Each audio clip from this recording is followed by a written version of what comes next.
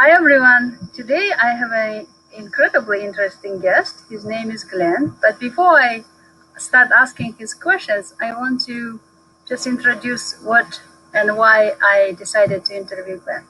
So all you know that I live on my bike and it's an inspiring exercise for me, and not only just exercise, but it's just a lifestyle. I connect with the nature, I connect with the river, and I have favorite place to just stop and just enjoy nature, and that's how I stay happy, joyous, and powerful, really. So a few months ago, I participated in winter cycling federation, and Glenn was one of the guests, and I learned that Glenn has incredible activity for encouraging community living and getting to know in the community. And he has also called that activity Coffee Outside. So before I open all the secrets, I just want to welcome Glenn. Glenn, thank you so much for your time. And I want to just let you tell all about your activity that you give to Edmonton with from your own perspective. So why do you do it, and how did you get to where you are now? Thank you for having me, Kira. It's nice to be with you. I'm in Edmonton. We got a little bit of new snow today, which is super cool. Um, Coffee outside is what you're referring to. It is it's a weekly gathering of those of us who move predominantly by bicycle, but pedestrians as well. We get together in the mornings, on Friday mornings, in a park by the High Level Bridge in Edmonton. And like the name suggests, we do coffee outside. People bring coffee, people brew coffee, people bring coffee for others. Some people bring tea. Kara, we don't judge. We're a very inclusive group. Or cider, or the main thing that we drink is each other's company. That's the key. And because we are a minority mode of transportation, and it helps to keep us strong and hopeful and energetic if we are with each other. At the beginning, that was online. We met on Twitter, and we talked about different things. What's the best route? How do you? What about the ice on this hill? We would share tips about routes and equipment and bikes and bike culture, and it quickly became obvious that we wanted to meet the old-fashioned way. Bikes, Kira, are, as much as they are great things to move on, they're super great because of how easily you can stop on a bike.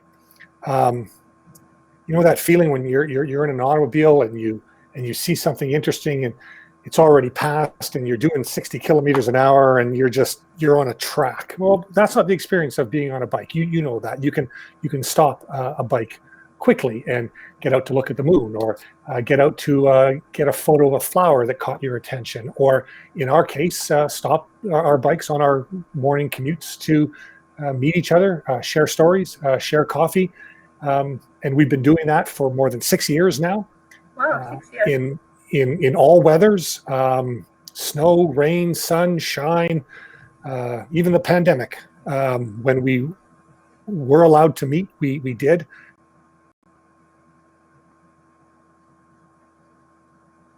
As we talk to each other now, we're on a bit of so we're back to meeting online. So we're a community. We're a community of bicycle riders who, as much as we love to ride their bikes,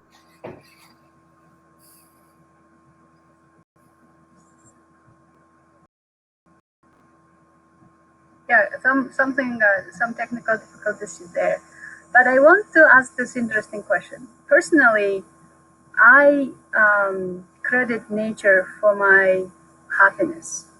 And because I cycle everywhere and I choose my way, I'm beside the river, and I think I am extremely lucky to live in Saskatoon because we have Miwasun Trail. So would you say that your way of commuting somehow impacted your personally and personal life and maybe success in your life? Can you attribute your lifestyle choice to your success? So I have no way of answering this question scientifically, but I think the answer is yes. And I think it has something to do with balance. And I think it has something like you cannot ride a bicycle and do what you've just described, being next to the river on the trail in nature, unless you are an active participant, an active author of your own balance. Mhm. And I think I think that's what happiness is, um, or success is, or happiness.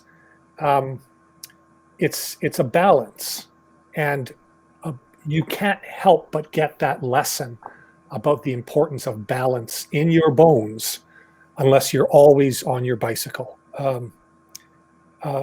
that just gets in you, and I believe that you must transfer that to other aspects of your life.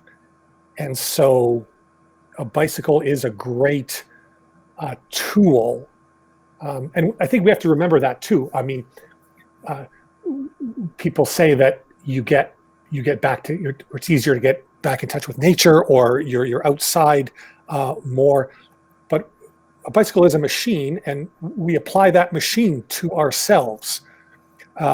It's a machine made of spokes and rubber and stays and chains and handlebars, and and we apply that to ourselves. But it's such a magical machine that it goes away, and Mhm. what it leaves behind is this residue, this feeling, this sensation, this need, this craving, this acquisition of balance. It's a balance machine, and that transfers into other parts of your life, I believe. It's not scientific. I can't prove that, but I think I think you're right.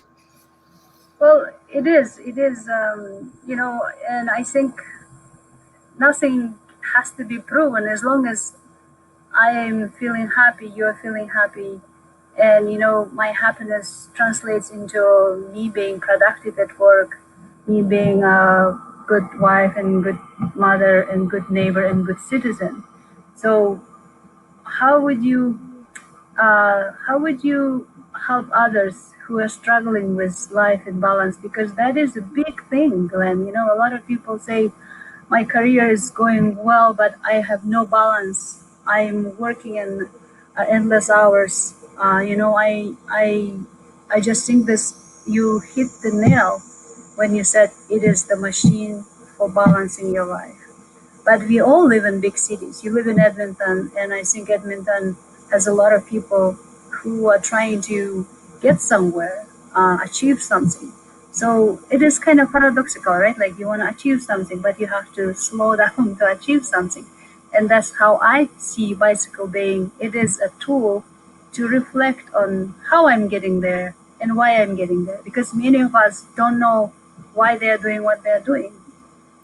It's a good point. The first, I think there are um, two kinds of roots that I imagine as I try to answer your question.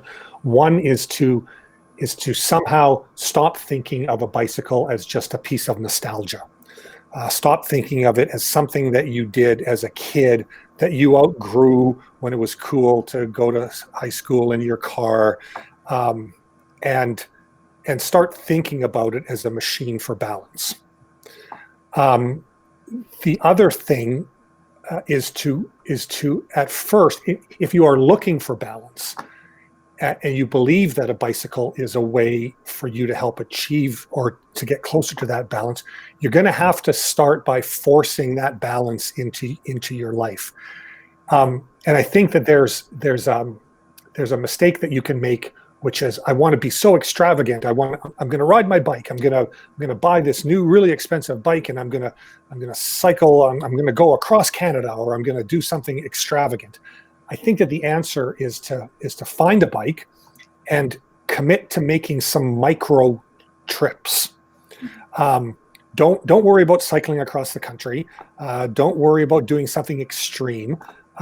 Challenge yourself by, instead of driving your car 90 seconds to where you're going to go, whether it's your grocery store, or whether it's a drugstore, or whether it's the post office or the bakery, make that a micro trip by bike, because you will learn that the challenge is not when you're on the bike. The challenge is getting on the bike for the first time.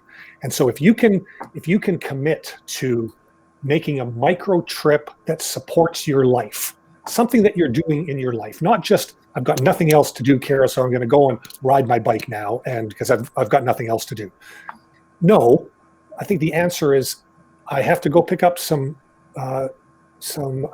pasta noodles and some tomato paste and some tomatoes, because we're going to make spaghetti dinner tonight, and so I'm going to put my bicycle into that, and go to the store and pick up that stuff, and be content with being on your bike for the 7 minutes it's going to take for that trip back and forth. It's not exotic. It's not extreme, but you will feel that balance has already come into your life before the balanced diet that you are cooking food for. So finding ways to make those life-supporting micro trips by bicycle, I think, is a good first step. Mm-hmm. So you've been doing this for 6 years. And have you seen other people saying, "Oh, Glenn, thank you so much for doing this. Because of you, I changed my mode of transportation"? So yes, Coffee Outside has been going for more than 6 years. I've been riding my bike for all my life, but yes, those stories do come back. People will send me notes. Hey, I'm thinking of getting a fat bike, or I just bought a bike. I want you to know that I'm riding now for the first time. Or a friend of mine who didn't ride his bike ever hasn't missed a day this winter riding a bike, and he shares those stories. And those stories sustain us. And because as much as talking about bicycle riding will convince someone to do it, it's no comparison to being on a bike itself. A bike communicates with its rider way better than any human being can. And we just have to get them on those bikes so that communication can start to happen. Do you have, you've seen some kind of a studies or data showing the effect of cycling in the lifestyle, or like longevity of person? Because I personally think that I will live like 100 years because of my lifestyle. Well, I have those feelings too when I'm on my bike. I'm sure that those studies exist. I anecdote, like some of the members of our Coffee Outside group are physicians, are medical doctors, and they cite those studies regularly, because they want also to be good examples for their patients, as a way to maintain a healthy lifestyle that will contribute to a longer life, and not just be fixed up by the doctor when something is so serious. So yeah, those studies exist for sure. I believe them, and they're science. I think I will find somebody who can say, read this book and that, not book, but some kind of a data, right? So we live in the age when we believe in facts and we want to see the data, and that's how I see our leaders in the levels who decide where the funding goes. When they see the numbers, like, okay, now I see the result. Because for some reason, and I think this is my maybe one of the last questions to you, is that how do how can we not necessarily convince, however, like we all know that it is very useful tool, healthy, but how come we um, do not know or do not bring that as a mode of transportation for our kids? And by the way, how where did you grow up? Did you grow up in Edmonton? Yep. Okay, and so now how did you decided to cycle like you do? Like, I just want to know what is the formula, because I have a child, and also I would like to work with the school boards and parents to empower, right? Like the cycling is an empowering tool for teenagers. So how did you? I think there's two questions there. Like, how did you start it, and what was your childhood like that you grew up empowered with the cycling and you see it as a mode of transportation? Well, that's an interesting question. I grew up at a time um, before my generation of parents kind of screwed things up. I grew up when at a time when um, parents, they saw you in the on a Saturday morning, you had your breakfast, and then you were out on your bike the whole day. And it was good enough. It was safe enough. If you were back, for food, that's when we came home. So I grew up in that culture of wide open spaces and kids on bikes, and it was just something that I breathed in. Now it has to. It seems to me that it has to be the result of a more of a conscious decision, because we've moved away from that. Um, Parents are, I think, generally speaking, more involved in their children's lives, and whereas parents in my when I was a kid, we were benignly neglected. We were allowed to go our own way and um, and discover what we discovered. And our bicycles were key in letting us get away, but so were our parents' um, decisions, allowing that to happen as well. So that's one thing I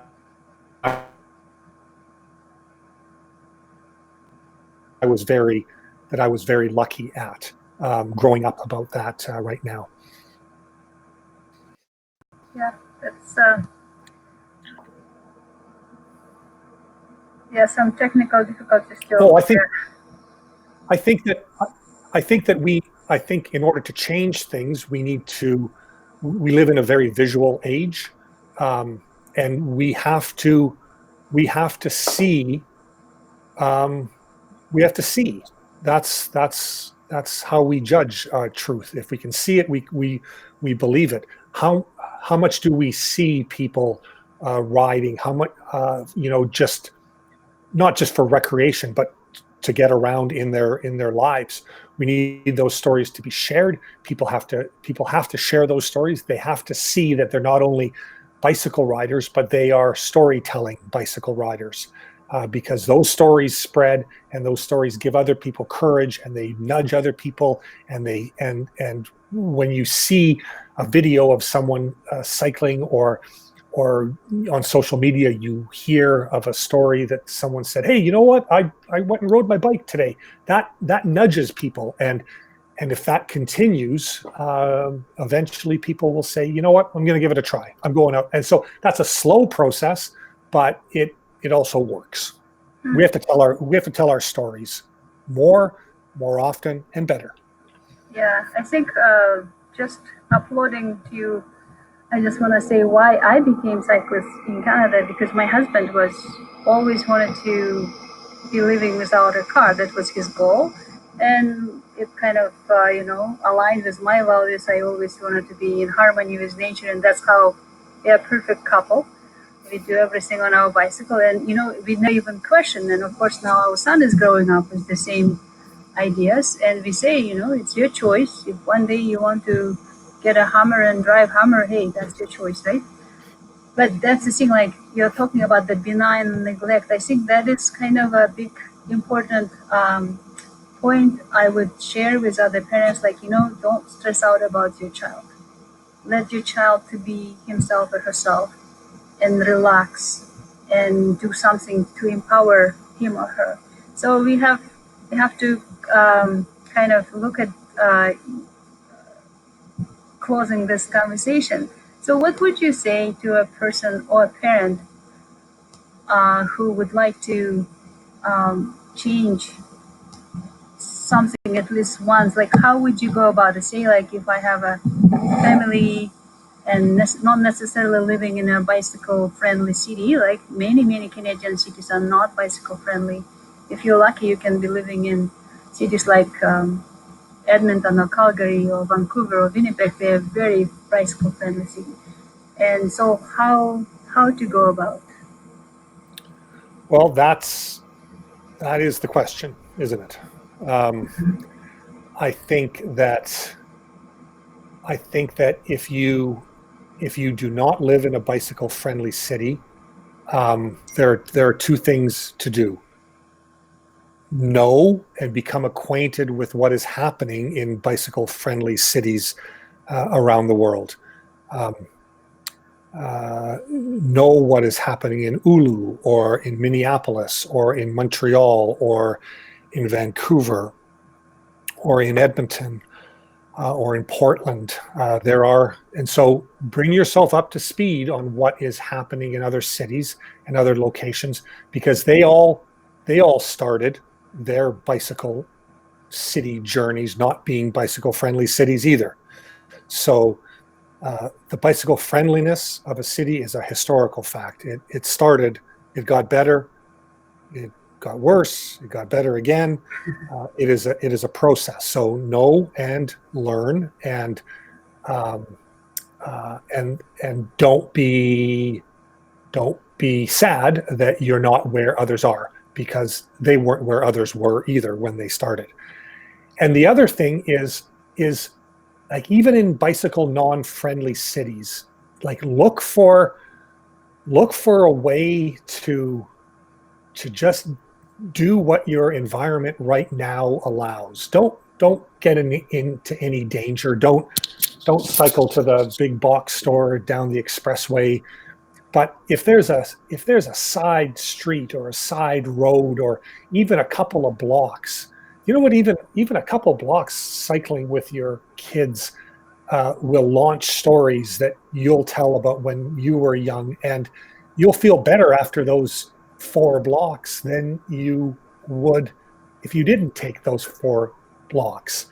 Again, not an exotic kind of trip, not an extreme kind of trip, a micro trip, but doing that with your kids is gold, because it shows them what you think is important.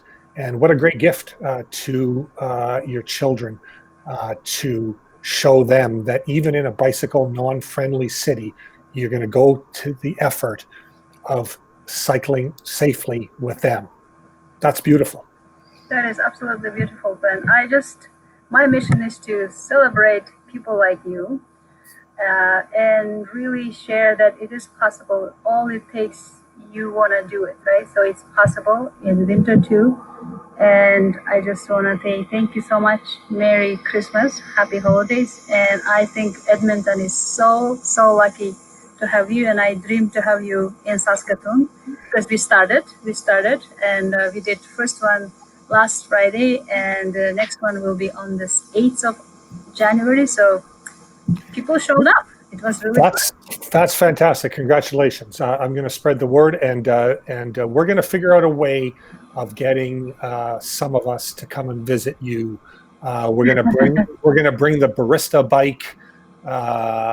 It's after this pandemic is over, Darren is one of our Coffee Outside members, and he's retrofitted his cargo bike into a coffee making machine. We call him the handle barista, and he makes really good coffee. And we should bring that bike to where you are and have a celebration together. I look forward to that. Thank you for your time. Thanks for your great questions.